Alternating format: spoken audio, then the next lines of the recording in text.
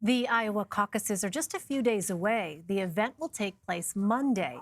The process is different than a primary contest. Natalie Brand gives us a refresher on why. It's time for a woman in the White House! Cheerleading, competition, and some confusion. We merge with them, they're not viable. A glimpse inside what caucus night will look like. It's happening in rooms like this. This will happen in 1,678 rooms all at the same time next Monday. These Drake University students got a practice run holding a mock caucus to put their candidates and skills of persuasion to the test. What is the strategy going into next week? Well, we're going to out-organize, outlast, and out-hype all the other corners. Organizing is the name of the game. Caucus goers gather in groups based on their top choice for president. But to be viable on caucus night, a candidate needs the support of at least 15% of people in the room. Every caucus goer needs a card. In this mock caucus, only Elizabeth Warren and Pete Buttigieg met that threshold in the first round, leaving other candidate supporters scrambling. How stressful is this? Very stressful. You want to come? I'll give you a little sticker on the way. Oh my goodness. I don't know. Okay, well, okay. It's over. You got it. We got to go decide. Let's do it. Let's dream big together. Yes. We got her. This Iowa tradition dates back to the 70s, launching Democratic presidential candidates from Jimmy Carter to Barack Obama. What the caucuses do is provide a glimpse into unexpected strengths and unexpected weaknesses. It's up to the rest of the country to decide what to do with that information. Drake University professor Dennis Goldford says the key question candidates will have to answer: did you do better than expected or worse than expected? We ended with 66 in Buttigieg and 87 in Warren. The other Democratic White House hopefuls came up empty-handed in this college exercise. Monday will be the real test for their campaigns. Natalie Brand, CBS News, Des Moines.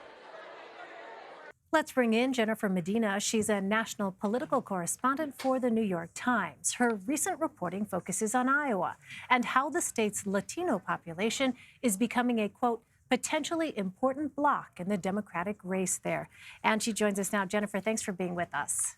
Thanks for having me. So what do we know about how Latino voters in Iowa are growing in size and influence?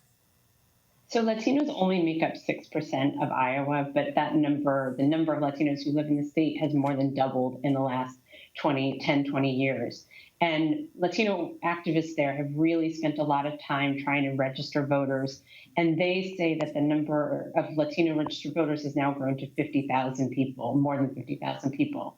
So they are hoping that Latinos will make up 1 out of every 4 caucus goers come next week, which is a pretty ambitious number. And it'll be interesting to see if that actually happens. 1 out of 4. Wow, that does sound ambitious. Well, how have local leaders tried to make caucus sites friendlier to Spanish speakers? So one thing they've done for the first time this year is hold these things called satellite caucuses. And instead of going where you live based on your address, you go to a place that you prefer, that's easy for you to get to. So, for example, in Des Moines at the YMCA there, they're going to have a Spanish language, a bilingual caucus, or maybe Spanish-only caucus. And that will happen in several other predominant, largely Latino communities throughout the state. Well, you reported on how many activists believe there are not enough interpreters in place for the caucuses on Monday. Is there enough time to find a solution before the deadline?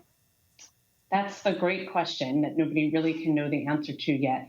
They don't, everybody that I spoke with in Iowa, and there was lots of people who said this, really feared that they didn't have a clear plan in place and that people were going to show up and at different sites and have no way to have their information translated, and it would just be an ad hoc situation. So it could be a recipe for a lot of chaos for those voters. Well, Jennifer, beyond what the state is implementing, how have we seen specific candidates and their campaigns reach out to Latino voters in Iowa? So both the Democratic National Committee and the various presidential campaigns have Spanish-speaking organizers going to different parts of the state. And most campaigns, really most of the largest campaigns, say they know they need to get Latinos out. And so they've done various work throughout the last several months to reach out to people at fairs or at grocery stores, wherever they can find folks, to try to say, hey, you should participate in the caucus too, and you should come out and support this candidate. All right, Jennifer Medina for us. Jennifer, thank you very much for joining us. Thank you.